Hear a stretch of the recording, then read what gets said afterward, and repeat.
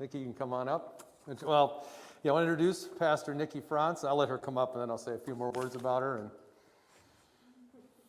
pass the torch. So Pastor Nikki is the pastor right here at Solomon's Porch. You came here in May, you said? I moved here in June. In June. May. June. Okay. And she is 2020. Yeah, 2020.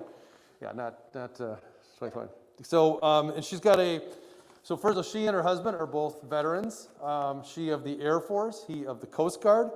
She has a strong background in chaplaincy, both in nursing home care and hospitals, and soon to be a chaplain in the Air Force National Guard. Yeah, and she's also a life coach, and does ministry consulting, and has an organization called Rebel Harmony, which I just think sounds really cool. Yeah. So without further ado, I'll pass over to Pastor Nikki. Thank you. Yep. Thank you, Peter. Yep. Thank you, everybody, for such a warm welcome in this lovely Minnesota weather with the sun shining. And I never thought I would say, 41 degrees is kind of hot today. Never thought I would say, especially being a southern gal from the southern part of Mississippi. So when I talk to my dad at home in Mississippi, I'm like, it's a heat wave out here.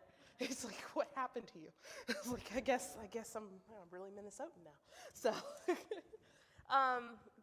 good morning. Thank you for welcoming me here. Good morning, everyone here, everyone in the balcony.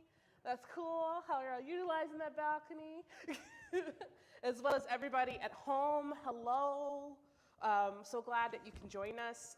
Such an amazing way that we can be connected digitally as well as here in the same space together. It's a gift. It really is.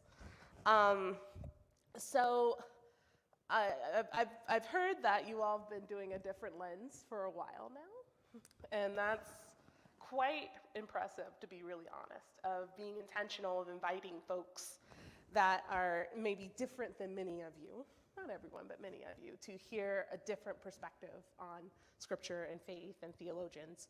I think that says a lot about your community, and I was excited that Holly invited me to come and speak. As you know, you've all been here for a while now, making this place your home, and we're glad to have you here.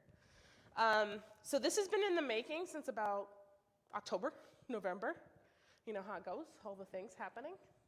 And so fast forward, here we are. So the lens that I'm coming from is,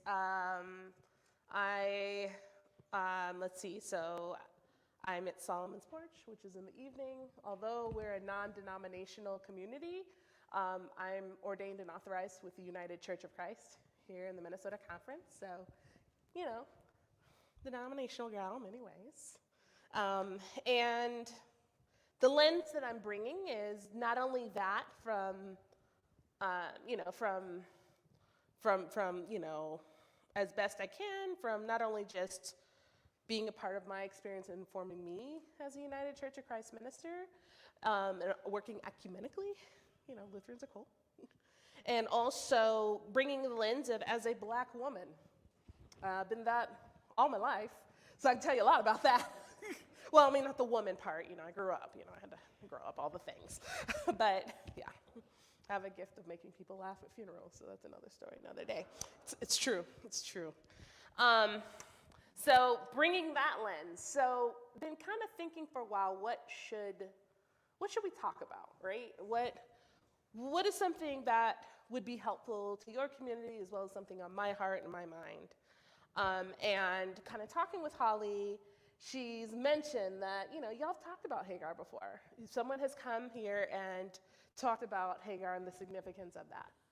And also thinking of, I can bring a different lens of talking about her again and how that pertains to me and how I'm informed in life. Another lens I'm bringing is I am Southern through and through. So you might hear some twangs or some things going on with my accent. It's a thing. That is what it is. And another thing, I bring perspective of kind of serving in the military. Now, I want to be clear, I'm not, what I say doesn't represent every single Air Force member, just like what I say doesn't represent every single woman of color. And I am all those things, and that is how I see things. So there's that. So, honored to be here. So today we're going to spend some time talking about Hagar. And we're going to spend some time talking about Hagar from a Black woman's experience. Not the Black woman's experience, not all Black women's experience. So that's one thing we're going to kind of clarify a little bit.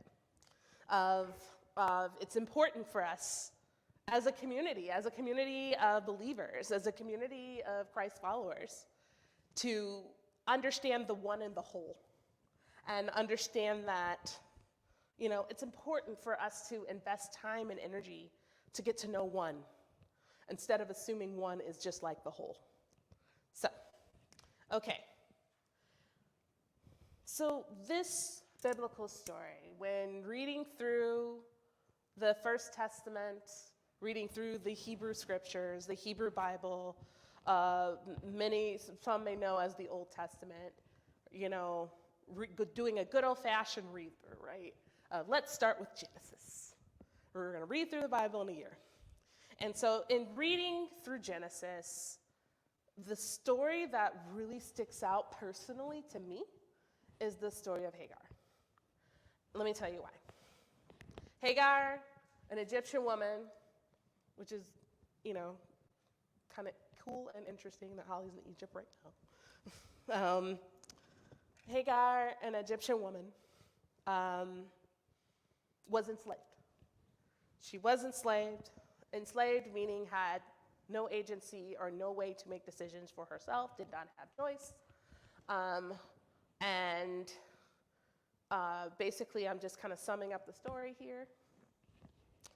And with this enslavement, again, not having any choices, not being able to speak up, not having the rights that you and I have.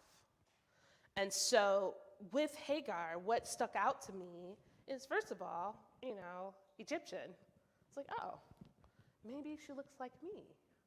Maybe, I don't know, maybe she has, similar experience to my ancestors of being able to not have choice in many, many situations, to not only include the Middle Passage slave trade, but even getting here to the Americas. And even fast forward of looking at, things that are happening not only today, even in Minnesota. So just looking and connecting all these pieces and looking at, oh, okay, I can resonate with this person. I can connect, looking at, okay, what it's like to be ignored, to be used, and to be looked at as less than. So that's kind of the initial reading of the story of Hagar. So Cliff Notes, Hagar is an Egyptian woman that is enslaved, and she is Sarah's handmaiden. And basically, Sarah is unable to conceive a child. And so with that, Sarah makes the decision and talks to her husband of, okay, you're going to marry this woman. That's another key point to keep in mind. You're going to marry this woman and you're going to conceive a child with her. Didn't ask anybody. It just, this is what's happening. And so fast forward, that happens. Ishmael is born. And then, as you could understand, if we can put ourselves in Hagar's position of, she wasn't too nice to Sarah. And then you think about, well, do you blame her? You expect me to be nice? And so, of course, with that, then Sarah gets upset. And Sarah's like, no, we're not doing this anymore. just, leave, go away. I can't believe I authorized this and this is happening. And then she gets pregnant. Sarah gets pregnant with Isaac. And then, depending on the translation of the text, Isaac and Ishmael start to play together. They're brothers. They start to interact. They start to connect. And Sarah doesn't like that. And Sarah wants to be sure that the inheritance, the covenant that God has given to Abraham doesn't go to his firstborn son, but goes to the secondborn son, which is Isaac. And that happens. And that happens by Sarah sending Hagar away permanently this time. So while Hagar's like, what the heck? I didn't ask for this. I'm trying my best I can to make the best of a terrible situation. She is crying. And then all of a sudden, depending on the translation, an angel and or God appears to her. And God appears to Hagar and says, Hagar, why are you crying? And of course, Hagar's like, I've been treated like crap. This is terrible. I don't like it. And this angel, which is pretty problematic in many ways, not only I personally agree that it's problematic, also womanist theologian, Reverend Dr. Reverend Dr. Wilda Gaffrey agrees that it's problematic of going back to your captor. And yet that's what happens.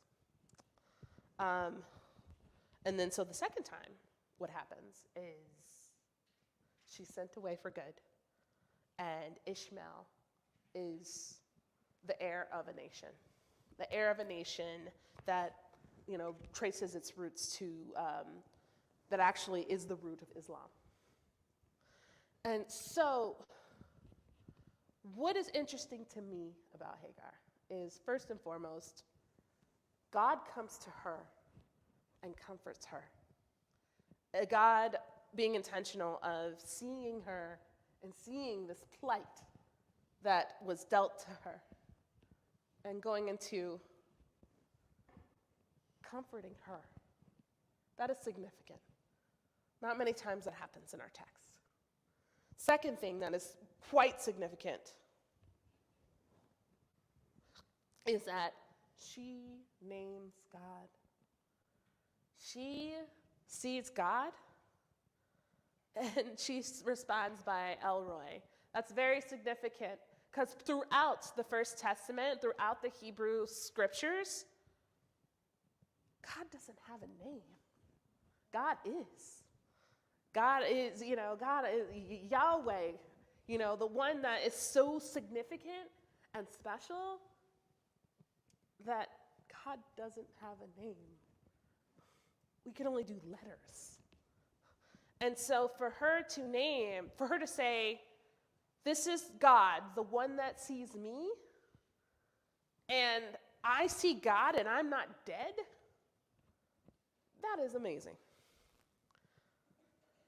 Seriously, people have been cast out for less. That's all through the scriptures.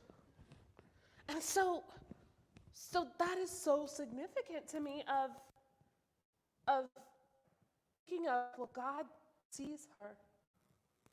God sees her. God knows. And somehow God gives her strength to continue forward. And that's what I got from Hagar. I got from Hagar of such a terrible and impossible situation that she is in, that she didn't ask for, and doing the best she can in it. Doing the best she can, and being inspired by God to persevere in spite of all odds against her. And that's where I see myself and people that look like me. That's where I see that.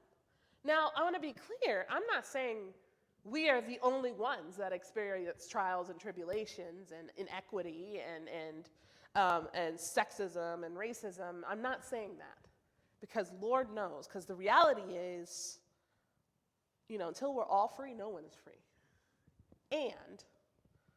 And I want to specifically talk through my lens today. My lens of what it's like to be seen by God, what it's like to persevere through odds that are impossible, just absolutely impossible. I can remember as a young girl living in, the southern part of Mississippi. Mississippi, the culture is very different there. Yes, it's true. Lord knows. I want to be really clear. My state has a lot of work to do when it comes to social and race relations, absolutely. And I was in my bubble in many ways, and in my bubble with my community of how to navigate in this world. In this world, in this particular bubble, you're safe. But when you walk outside your house, you have to put on a little metaphorical mask. And this mask is about you have to do twice as good in everything that you do in order to be looked at the same. Impossible odds. Impossible odds, and yet that's something that not only I carry, but many people that I've talked to, specifically that look like me, carry. Of the odds of, rest and being able to just be is a challenge, and it can be a detriment. So the lens that I'm bringing you, and the lens that I'm saying today is, I want to talk to you about how you can help, honestly. What could be helpful in your sphere, in your lane, in your context. And I got some ideas. I got ideas. Because I've been thinking about this, because let's be honest, particularly in many of my majority white liberal communities, these are the conversations that we're having. And conversations around, let's recognize what's happening. And then I want to take it further of, what are you going to do about it? What am I going to do about it? So, few things. Here's some plans. Okay. First thing is, when you see someone that looks different than you, although you may have read amazing books and they are very informative, and maybe you have had conversations with other folks that look like the person that you're about to converse with, what is helpful is to assume nothing. Assume nothing and be intentional around relationship. That, my friends, is of most value, I know personally, to me. Relationship around, don't assume you know my story. Just like I don't assume I know your story based on what you do, based on who you are, based on how you're here. Sure, there's similarities, but don't assume. It's not helpful. Here's why it's not helpful. It intentionally, it blinds us to not see one another. That's what it does. It's like, okay, I'm going to put you in this box. This is what you do. Okay, I'm sure, hey, you're Southern, so, maybe you're not as smart as you should be. And, with the twang going on here, and I don't know, you're nice and you're kind, but, you may be a little weak, all the things. Where did you go to school again? Oh, okay. Oh, you're Black. Black Lives Matter. So that's not helpful. That's not helpful because it is condescending. And I'm sure that people are not intentionally like, how can I be the most condescending person in the world? I'm sure they're not doing that. So there's that. That's one thing. And another piece of it too is for people, particularly, For people that have other people in their circles, if it's not, the Caucasian people here that have Black people in their circle, or vice versa, that applies there too. And so it's very, I can remember, so May of 2020, I started here at Solomon's Porch remotely. I was still living in Colorado, wrapping up my time as a chaplain at a retirement home. And then George Floyd is publicly lynched and murdered, and that video is shared everywhere. And so I heard from people I haven't heard from in years, all kinds of folks. It was overwhelming around, I had folks that I sat on a board with in 2017, it was 2020, that we haven't talked in years. And folks, particularly, I have to say this, particularly white folks, calling me crying. Mind you, we haven't talked in years. And don't get me wrong, it's super sad, absolutely. And here's why that's problematic. That's problematic because it would be different if we were in relationship together. Basically, what that person was trying to do was trying to, how do I word it? Trying to emotionally make themselves feel better about the situation because they become aware to systemic racism. And me being intentional of, I'm moving to Minneapolis, and I can only carry so much energy. I can only be so helpful. And honestly, it's not my job. It's not my job to emotionally take care of everybody. That's our work to do individually. We're in community together. So my point is that it's very taxing, and it's really, really, really draining. And so keep in mind that when you're having conversations and when you're connecting with folks of okay, how am I really connecting with this person, or how am I just trying to get them to validate me and make sure that they confirm that I'm not a racist?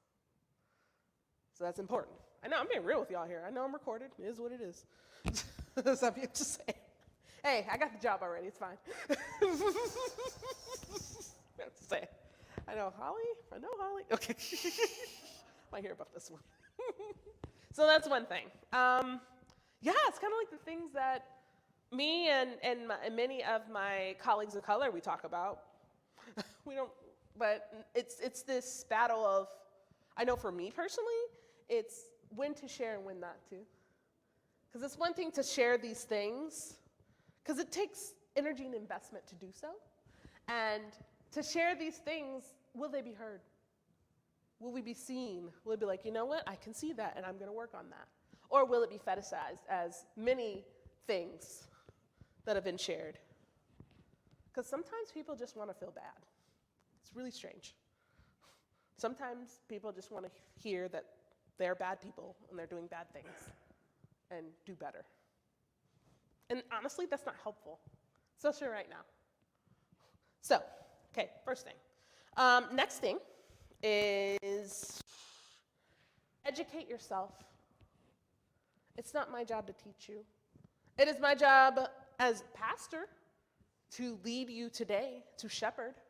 But it's not my job to teach you everything about white fragility and white privilege.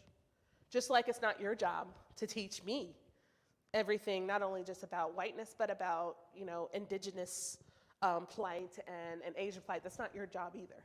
It's our job as community to be the best versions of ourselves and to do our own work and learn more about our neighbors and learn how can we truly be in solidarity. If we're talking about inclusivity and we're talking about how are we really furthering the kingdom of God in the body of Christ, we need to take time to get to know each other and take time to be in relationship with one another.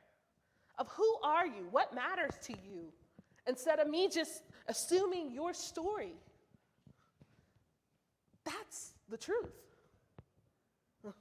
So looking at that, and let's be honest, just like we have here posted on our walls here, particularly of acknowledging the land that has been stolen, you know, Christianity and folks within it at its time, and us now, we have a responsibility to take a hard look. Take a hard look of what has been done in the name of Christianity. And how are we perpetuating it? Or how are we changing it? And that has to be intentional. And the third part is to listen. To listen and to be a true ally. Allyship is about listening and coming alongside and partnering with and allowing others to lead. Performative allyship is doing it for performance so that, you know, people don't look at you as a bad person. That's different. Performative allyship is about you. Allyship and partnering along is hard. It's really hard because sometimes people don't want to partner. Sometimes it's like just the look of you is hard for some. And so also keep in mind too that you're also dealing with your own stuff. You're dealing with your own life. This pandemic is super hard. I haven't met no one that's been through it that's been like, hey, it's been a great time. So all this is true. It's absolutely true. And so I say that to say it takes a little bit more. It takes a little bit more intention. And it takes a little bit more of how are we really connecting? How are we really walking in the light of Christ? So in closing and thinking about this, we've talked about someone that's been forgotten, cast out, abused, and not valued or seen by societal sense. And yet, God makes it a point to come and address her and comfort her. And she responds by, God sees me. And so I'm asking you all as a community, as a faith community, as a community of Christ, I'm asking you to open your eyes. I'm asking you to see. I'm asking you to understand your influence in the circles that you're in. You'd be so surprised how much power you have. And with that influence, how are you using that influence to further along the cause of creating a just world? Not just for folks, Black folks, but for all folks. Because if one group isn't free, nobody's free. So I'm asking you to see.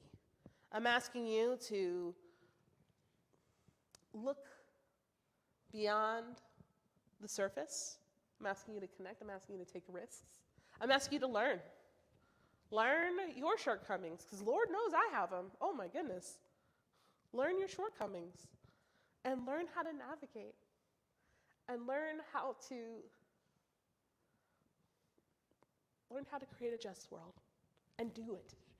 It's one thing to learn, it's quite another to do it. Because my friends, people are hungry. People are hungry for authentic connection. People are hungry to feel love, to give love. People are hungry to be in community and feel the love of God. People are hungry to be seen and valued and appreciated. And people are hungry to collaborate and be respected and partnered with. Don't look at people like us as charity cases. Look at us in a way of can I get to know that human? And how can I be a better ally? That's how you look at us. So my friends, we got work to do. We got work to do. And time is, something we don't know, and it's relative. And we're an example. Us just being in this space right now, we're close friends. We really are. I'm that friend that tells you the truth. And if I didn't care about you, I wouldn't tell you. So we are modeling that as both of our communities are. I mean, let's be honest. Solomon's Porch and Spirit Garage, we share space together. We're kind of a little bit integrated. A little bit. Kind of. I mean, I don't know. A little. We're working on it. We'll work on the semantics, okay? But the point is, we're connected. We really are. We do all kinds of shenanigans together. And we're doing the best we can. And there's a lot of love and respect here. So as your friend, as your Black friend, I'm asking you to help us create a just world. A just world that, in God and Christ, as we prepare for the world to come. It is finished, ashe, and amen. Yay! Then we got applause for a sermon, all right. Take it. Thank you, Mr. Nikki. As you know, we have 5 questions that we ask all of our different lens speakers. So, are you ready? Sure. All right. What book of fiction or nonfiction has really captured your attention lately, or you wish would capture white people's attention? I would say both. That's captured my attention, and that'd be great to capture white people's attention. I have been listening to The Warmth of Other Suns by Pulitzer Prize winner Isabel Wilkerson. And what it's about the great migration that you don't see a lot of books on, of Black Americans in the South, southern part of the United States, migrating north. So migrating to Chicago, here to Minneapolis, to Milwaukee, and so on and so forth. And just their journey. It's incredible of just how many details goes into moving and through the segregated South up into, you get to the promised land of the North, and yet, the promises aren't as great as you think they are in many ways. So it is life-changing, this book. And it started a lot of conversations with my family, because a lot of my family migrated up north too, which is kind of interesting.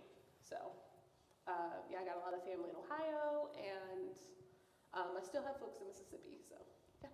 All right. Thank you. What song always makes you dance?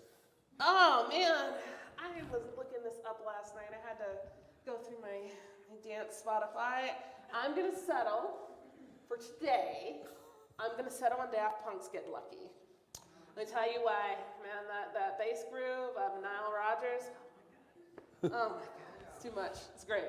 I do have this song in multiple genres to include, I have Hailstorm's version, so kind of like a metal version of Get Lucky, and then I have a bluegrass version. Yeah, I really like this song. And then the Dallas Orchestra, I have an orchestral version of it. Maybe I really like this song. So yeah, it's a lot of different takes, so yes, that's the answer. Final answer, okay. Good. Thank you. What's your favorite podcast or a podcast that you've been listening to lately that has been meaningful to you? Oh, man. It's a little on the nose, but I don't care. The Michelle Obama podcast. Wow. It's incredible, especially when she talks about the episode of her and Conan is hilarious. And so, yeah. Okay. If heaven exists, what would you like to hear God say when you arrive? I would like to, first see God shake their head at me and just laugh. Oh my goodness. It's like, yeah, well, I kind of knew this would happen, and they go into welcome home, and you did right by me. You did it in a weird way, but you did it, and you're really gonna like it here. Come on, I got stuff to show you. And then all of a sudden, And all of a sudden a disco ball comes up and then Daft Punk is playing Get Lucky. Okay. Yeah, that'd be great. All right, nice tie-in. I like that. That's great. Finally, can you close out with a poem or quote that speaks to you? Yeah, so I'm sure that you all know so Amanda Gorman. She is a famous poet laureate, to be exact. She wrote a poem for the new year, and it's called New Day's Lyric. And of course, shame on me, I don't have it up here, but I will read it to you, and you can look it up. Okay. May this be the day we come together. Morning we come to mend. Withered we come to weather. Torn we come to tend. Battered we come to better. Tethered by this year of yearning, we are learning that though we weren't ready for this, we have been readied by it. We steadily vow that no matter how much we are weighed down, we must always pave a way forward. This hope is our door, our portal. Even if we never get back to normal, someday we can venture beyond it. To leave the known and take the first steps. So let us not return to what was normal, but reach towards what is next. What was cursed, we will cure. What was plagued, we will prove pure. Where we tend to argue, we will try to agree. Those fortunes were forsworn. Now the future we foresee. Where we weren't aware, we're now awake. Those moments we missed are now the moments we make. The moments we meet and the hearts all together, once all together beaten, now all together beat. Come, look up with kindness yet. For every solace can be sourced from sorrow. We remember not just for the sake of yesterday, but to today. Take today on tomorrow. We heed this old spirit in a new day's lyric. In our hearts we hear it. For Auld Lang Syne, my dear, for Auld Lang Syne, be bold, saying this time, this year. Be bold, saying time, for when you honor yesterday, tomorrow you will find. Know what we fought need not be forgot, nor for none. It defines us, blinds us as one. Come over. Join this day just begun. Forever we come together, we will forever overcome.